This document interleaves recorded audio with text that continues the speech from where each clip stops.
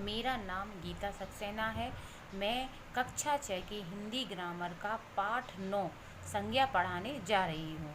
जैसा कि बच्चों हमने बताया था कि इसमें 4 परिभाषाएं हैं: संज्ञा, लिंग, वचन और कारक।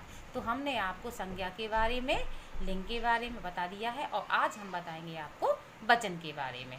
तो वचन को समझने के लिए सबसे पहले हम वचन की परिभाषा को जानेंगे।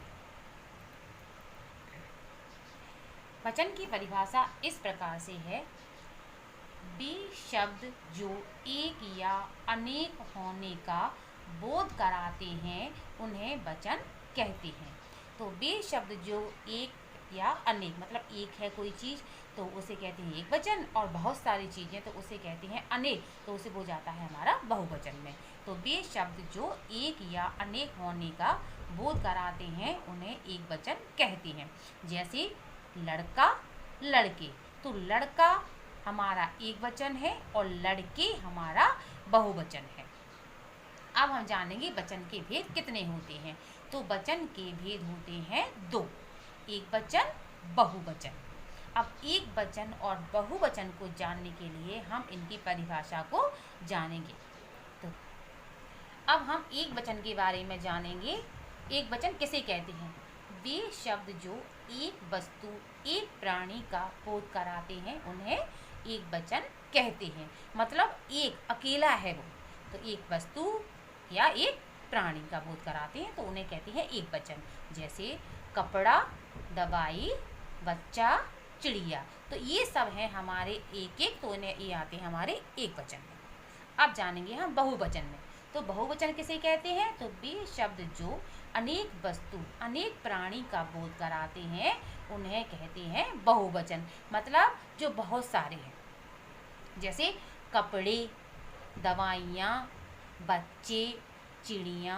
तो ये एक नहीं है, ये बहुत सारे हैं, तो इन्हें जाते हैं ये सब बहुवचन में। अब जब हम परिभाषा को जान लेते हैं और वचन के भेद को जान लेते हैं तो अब इसमें एक नियम आता है वचन परिवर्तित करना। उसमें परिवर्तन कैसे होता है? तो वचन का परिवर्तन इस प्रकार से किया जाता है। जैसे अगर कोई शब्द एक वचन है तो उसे बहुवचन में बदला जाता है, और अगर वो बहुवचन है तो उसे एक वचन में बदला जाता है। जैसे लड़की, लड़की हमारा एक वचन है तो हमने इसको बहुवचन में बदला तो ये हो गया हमारा लड़कियाँ। और अगर हमारे ये बहुवचन है जैसे नदियाँ, तो इसको हमने बदला तो इसमें दे दिया हमने एक वचन, तो ये हो गया हमारा नदी। तो ये तो हो गए हमारे वचन परिवर्तन, मतलब कैसे परिवर्तित किया जाता है। अब इसके में कुछ नियम होते हैं, वचन परिवर्तन में कुछ नियम होते हैं और इन नियम को बिना जाने हम आगे नहीं बढ़ सकते। तो एक वचन से बहुवचन बनाने के लिए कुछ नियम है जो इस प्रकार से है। जैसे कुछ शब्दों में आ के स्थान पर ए जोड़कर नया शब्द बनता है तो वो कैसे बदल जाता है वो हम बताएंगे। जैसे बदल गया ये लड़का, इसमें है आ, अब इसके आ के स्थान पर हमने ए जोड़ दिया तो ये हो गया हमारा लड़के। बच्चे समझ में आ गया? आ के स्थान पर हमने बदल दिया, ए को लिख दिया तो ये हो गया, ये एक वचन है और इसको हमने ए ले जोड़ दिया तो ये हो गया हमारा लड़के। दूसरा लिखिए, आ के स्थान पर ए जोड़ने पर नया शब्द जब बनता है तो कैसे बदल जाता है। जैसे कथा, ये है आ के स्थान पर हमने बात जोड़ दिया इसमें आए तो ये हो गया हमारा कथा है। तीसरा देखिए, ई के स्थान पर इया जोड़कर जब नया शब्द बनता है तो किस प्रकार बदलता है। जैसे डाली, इसमें है ई और हमने ई के स्थान पर बदल दिया इया तो ये हो गया हमारा डालियाँ और ये बहुवचन में बदल गया। इसी प्रकार से वचन के और भी नियम हैं जो आपकी अभ्यास पुस्तिका में दिए गए हैं।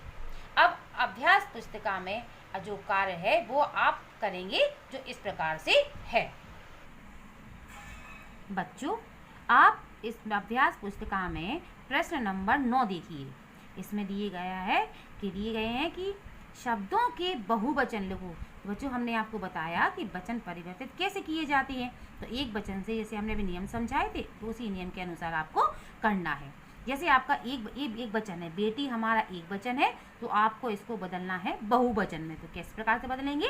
बेटी है तो वो हो जाएगा बेटियाँ, पंखा का पंखे, माता का माताएं, भाषा का भाषाएं, पुत्र का पुत्रों।